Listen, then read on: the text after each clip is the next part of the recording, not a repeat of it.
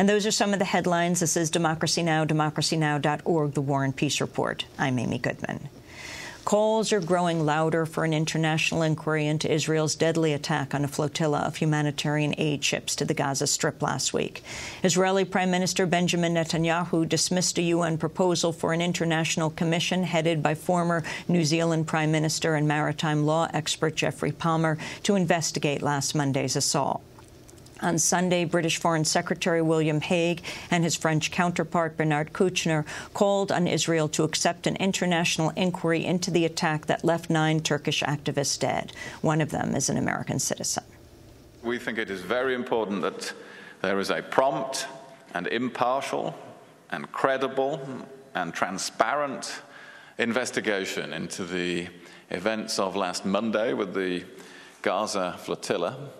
And we believe there should be an international presence at minimum in that inquiry or investigation, and that is what I have said to the Israeli government again today.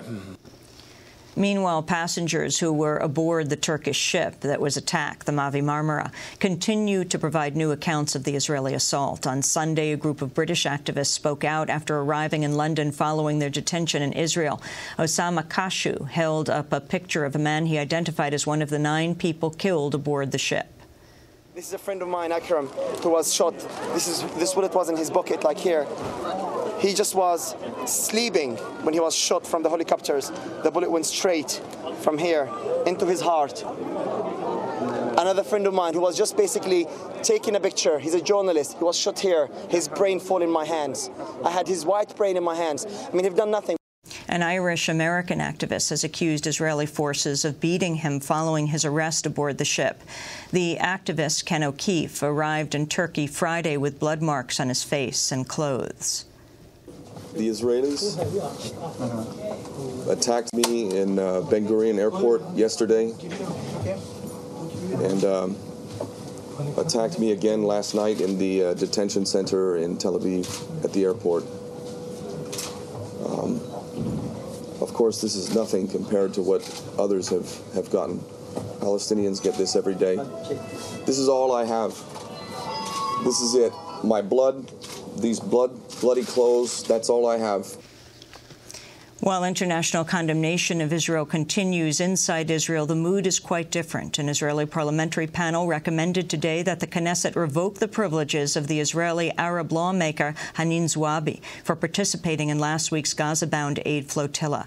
Right-wing demonstrators targeted a peace protest in Tel Aviv Saturday and reportedly attacked veteran Israeli peace activist, the 86-year-old Uri Avnery.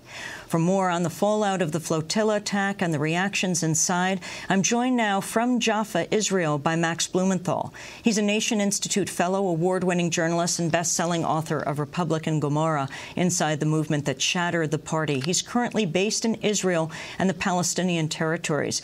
Welcome to Democracy Now!, Max. Great to be with you, Amy. Just this last news of the attack on Uri Avnery, a well-known peace activist. What do you know happened to him?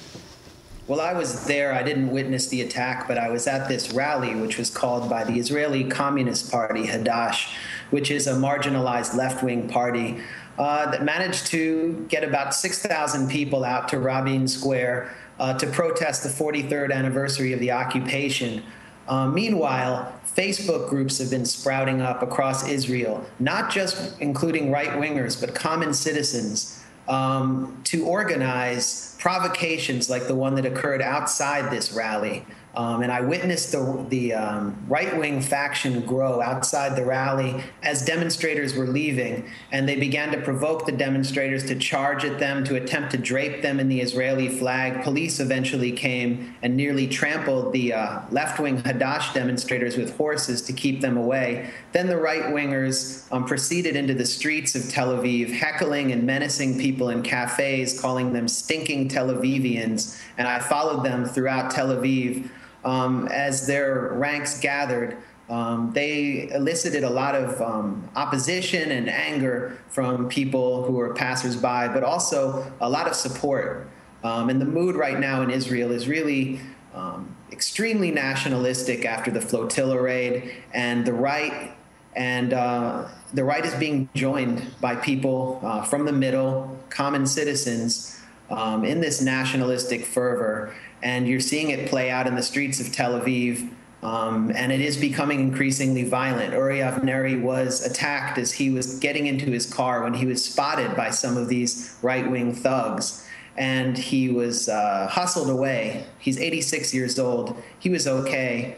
But the mood is incredibly disturbing here. I'm witnessing it every day, and most of the anger and most of the violent threats are being directed and channeled against the Israeli-Palestinian population and members of Knesset who represent Arab parties like Hanin Zoabi. There's an Israeli Facebook group that has hundreds of members, and it's dedicated to the assassination, to inciting the assassination of Hanin Zoabi, the member of Knesset who was physically attacked in the Knesset for attempting to relate her experience on the Mavi Marmara ship. And this Facebook group is where a lot of these right-wing spontaneous demonstrations are being organized. As it happens, I will have a video up. I do have video from the right-wing demonstration that I just described on my website, maxblumenthal.com, and I'll have another video up this afternoon of a massive, massive rally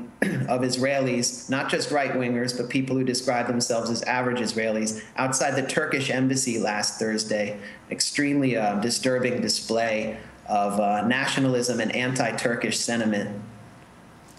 Max Blumenthal, you began last week to question the Israeli government when you talked, over the weekend, the IDF admitted that it had doctored audio footage from its exchanges with the Gaza Flotilla. You reported on this as soon as the IDF released its doctored audio. This is the initial clip the IDF released last week. Deputy White, this is the Israeli Navy. You are approaching an area which is under a naval blockade. Shut up. Go back to Auschwitz. We have permission from the Gaza port authorities to enter. Was helping Arabs going against the U.S. Don't forget 9/11, guys. Max Blumenthal, can you explain what you found fishy about this clip? Also, the IDF's retraction and your thoughts on that.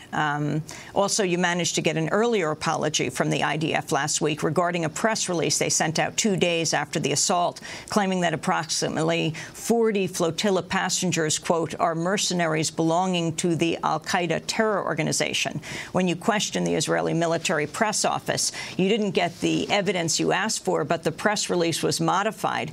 The original headline was changed from attackers of the IDF soldiers found to be al-Qaeda mercenaries to read, quote, attackers of the IDF soldiers found without identification papers.